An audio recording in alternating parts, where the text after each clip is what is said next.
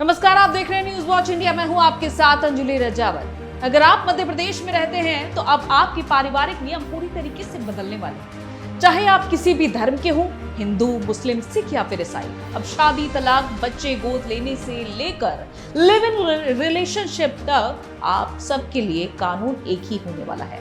मध्य प्रदेश सरकार ने uniform civil code यानी कि यूसीसी का नया ड्राफ्ट बिल पास कर दिया है, लेकिन इसकी असली हलचल मची है लिव इन रिलेशनशिप के लिए नए नियमों पर।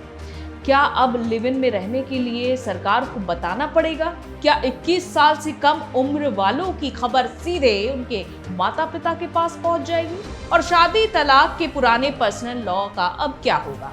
आज के इस एक्सप्लेनर में यूसीसी के इस नए ड्राफ्ट का एक एक पन्ना आसान भाषा में खोलेंगे। वीडियो को अंत तक जरूर देखिएगा।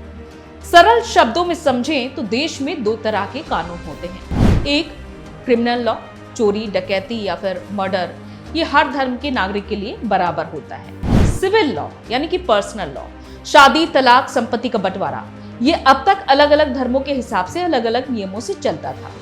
यूसीसी का मकसद इसी दोहरे हिस्से यानी कि पर्सनल लॉज को खत्म करके एक राज्य एक कानून लागू करना है। उत्तराखंड के बाद मध्य प्रदेश देश का ऐसा दूसरा राज्य बनने जा रहा है जो इसे अपने यहाँ लागू कर रहा है। इसके लिए जस्टिस रंजना प्रकाश देसाई की अध्यक्षता में 7 सदस्यों की कमेटी बनाई गई थी, जिसने करीब 9.5 लाख से ज्यादा आम नागरिकों के सुझाव जुटाने के बाद ये ड्राफ्ट तैयार किया है। आइए सबसे पहले बात करते हैं शादी और तलाक से जुड़े 4 बड़े बदलाव। शादी का रजिस्ट्रेशन अनिवार्य। अब किसी भी धर्म से हुई शादी को सरकारी पोर्टल पर रजिस्टर कराना 100% अनिवार्य होगा। बिना रजिस्ट्रेशन के शादी कानूनी तौर पर अधूरी मानी जाएगी।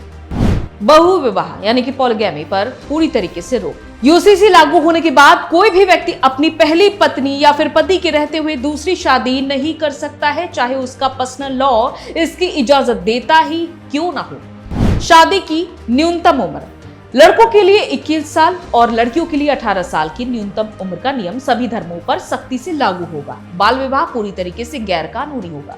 तलाक के एक समान नियम, अब तलाक के लिए पति और पत्नी दोनों को बराबरी का आधार मिलेगा। हलाला या फिर इद्दत जैसी मध्यकालीन प्रथाओं को पूरी तरीके से अमान्य कर दिया गया है। तलाक के बाद महिलाओं को गुजारा भत्ता यानी कि मेंटेनेंस पाने का पूरा कानूनी अधिकार होगा। अब आते हैं सबसे ज्यादा बहस वाले मुद्दे पर यानी कि लिव इन रिलेशनशिप। रजिस्ट्रेशन कराना ही होगा, पेरेंट्स को जाएगी सूचना, रजिस्ट्रेशन ना कराने पर सजा होगी। मध्य प्रदेश के इस नए यूसीसी ड्राफ्ट में लिव इन में रहने वाले कपल्स के लिए बहुत सख्त गाइडलाइंस तय की गई हैं। रजिस्ट्रेशन कराना ही होगा। अगर कोई भी जोड़ा बिना शादी के एक साथ रह रहा है तो उन्हें 1 महीने के भीतर अथॉरिटी के पास जाकर अपनी जानकारी दर्ज करानी होगी। पेरेंट्स को सूचना जाएगी। अगर लिव इन में रहने वाले लड़के या फिर लड़की की उम्र 21 साल से कम है तो रजिस्ट्रेशन होते ही रजिस्ट्रार उनके माता पिता को इसकी लिखित जानकारी भेजेगा।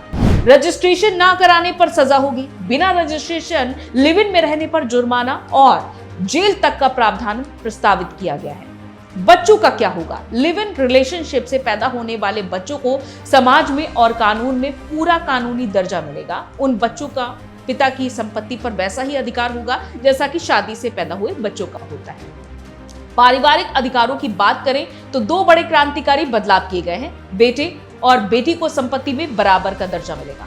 माता पिता की संपत्ति पर जितना अधिकार बेटे का होगा उतना ही अधिकार बेटी का भी होगा, फिर चाहे बेटी शादीशुदा हो या फिर नहीं। अडॉप्शन का एक समान नियम। अब गोद लेने की प्रक्रिया धर्म के आधार पर अलग नहीं होगी। कोई भी योग्य नागरिक चाहे वो किसी भी धर्म का हो, एक पारदर्शी प्रक्रिया के तहत बच्चा गोद ले सकेगा। तो दोस्तों, ये था मध्य प्रदेश के नए यूसीसी ड्राफ्ट का पूरा सच। सरकार का ये दावा है कि ये कानून महिलाओं को सुरक्षा देगा और समाज में समानता लाएगा। वहीं कुछ लोगों का यह भी मानना है कि लिव इन जैसे मामलों में रजिस्ट्रेशन की अनिवार्यता प्राइवेसी के अधिकार का हनन कर सकती है। आपकी इस पर क्या राय है? क्या लिव इन रिलेशनशिप का सरकारी रजिस्ट्रेशन होना चाहिए या फिर नहीं?